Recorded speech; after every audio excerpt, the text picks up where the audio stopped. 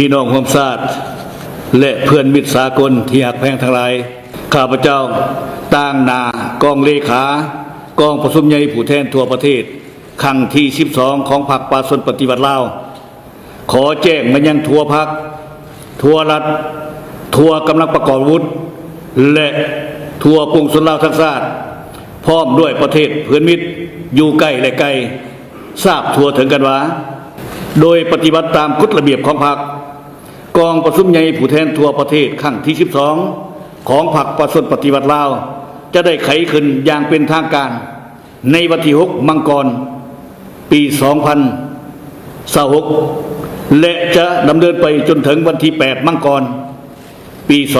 2026ใช้เวลา3 วันเต็มอยู่นครหลวงเวียงจันทน์กองประชุมใหญ่ครั้งนี้มีผู้แทนเข้าร่วมทั้งหมด834สายเป็นยิ่ง123สายที่เป็นตัวแทนให้แก่สมาชิกพรรคทั่วประเทศจำนวน 421,865 สายผู้แทนกองประชุมใหญ่แม่นรับประกันทั้งด้านโครงประกอบมีคุณภาพมีมาตรฐานและเงื่อนไขครบถ้วนเป็นตัวแทนของบรรดาสั้นคนชนเผ่าเพศวัยและได้ผ่านการเลือกตั้งจากกองประชุมใหญ่องค์คณะพรรคกระทรวงองค์การเทียบเท่ากระทรวงและท้องถิ่นในขอบเขตทั่วประเทศนอกนี้ยังมีแขกถึกเชิญจำนวน388สายจะได้เป็นเกียรติเข้าร่วมกองประชุมใหญ่พี่น้องของชาติที่หักแพงทั้งหลายกองประชุมใหญ่ผู้แทนทั่วประเทศครั้งที่12ของพรรคประชาชนปฏิวัติลาวแม่นกองประชุมสุดที่มีความหมายสำคัญและกลายเป็นเหตุการณ์การเมืองและประวัติศาสตร์อันใหญ่หลวงของพรรคและของชาติซึ่งจะดำเนินภายใต้คำขวัญที่ว่ายกสูงบทบาทการนำพาเข้มแข็งของพรรคตั้งหน้าสร้างเศรษฐกิจเอกราชเป็นเจ้าตัวเองสืบต่อบูรณาระบอบประชาธิปไตยประชาชนให้นักแดนก้าวขึ้นสู่สังคมนิยมและจะประกอบด้วยวาระสำคัญคือ 1. ค้นคว้าพิจารณาหับพ้องเอา4เอกสารสำคัญห่างรายงานห่างโครงการการเมืองฉบับที่3ของพรรค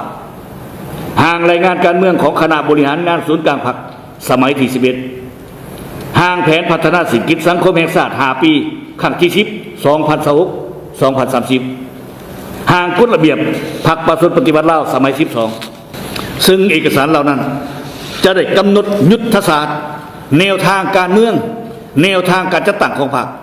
แนวทางพัฒนาเศรษฐกิจสังคมของรัฐในสุปีต่อหน้าอย่างมีวิทยาศาสตร์และแทบเหมาะกับสภาพตัวจริงของสปป.ลาวเพื่อรับประกันให้แก่การกาเกียมเอกสารสำคัญของกองประชุมใหญ่ให้มีเนื้อในอุดมสมบูรณ์ลึกซึ้งนักแน่นมีประชาธิปไตย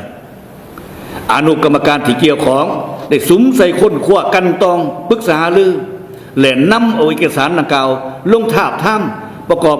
ระดมความคิดความเห็นอย่างกว้างขวางด้วยหลากหลายรูปแบบทั้งอยู่ศูนย์กลางและท้องถิ่นและทั้งได้ไปแลกเปลี่ยนนับประเทศเพื่อนมิตรยุทธศาสตร์แล้วปรับปรุงหลายรูปหลายตาวเพื่อเห็นให้เอกสารของกองประชุมใหญ่กลายเป็นขั้งสางแห่งสติปัญญาของตัวปวงชนทั้งชาติอย่างแท้จริง 2. กองประชุมใหญ่ยังจะได้ดำเนินการเลือกตั้งเอาคณะบริหารงานศูนย์กลางพรรคสมัยที่12ที่เป็นองค์การนำพาสูงสุดของพรรคตลอด